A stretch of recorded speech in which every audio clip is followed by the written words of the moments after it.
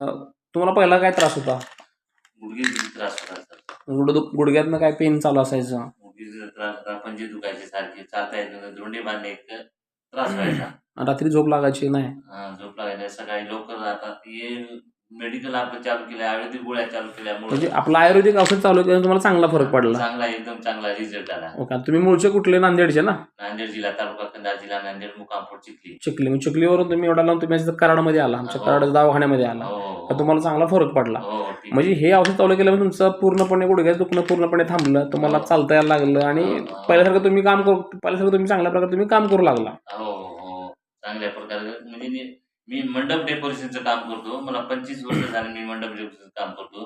त्याच्यामुळे जास्त त्रास बी होत गेलाय आणि चढाई उतरायला गेल्या त्रास व्हायचा. चमकायचा. आता, चमकी व्हायची न एखादी दगड बांधले इतकं जड व्हायचं. असे पाय बी सगळे. आता औषध चालू केल्यापासून चांगला फरक बसला, चांगला सर. म्हणून तुम्ही आज मला एवढा लावून तुम्ही भेटायला आला. हो सर. हो, चांगल्या प्रकारे. सर एकच आहे, आमच्या इकडे आहे ना, भरपूर लोक आहेत गुडघेदुखीचे. लोक आहेत, वयस्कर आहेत. समाजसेवा म्हणजे service to man is service to God, म्हणजे मानव सेवा हीच ईश्वर सेवा हो आहे. ना, बरोबर आहे ना. त्याच्यामधून आपल्याला त्याचा काहीतरी आशीर्वाद मिळाला पाहिजे. पण तुम्हाला तुमचं असं म्हणणं आहे की तुम्हाला चांगला फरक पडला, तुम्हाला पण त्या लोकांना द्यायचं जेणेकरून त्यांना पण चांगला फरक पडावा. जे एवढे आज लोक बाहेर जे पैसे म्हणलं घालवतात, 4 लाख 5 लाख, तरी तो लोकांना चांगल्या प्रकारे फरक पडत नाही, त्यांची फक्त लूटच होती. तरी आपले काय साधारण किमतीत आपलं औषध मिळतंय, तर त्यांचं चांगलं भलं व्हावं.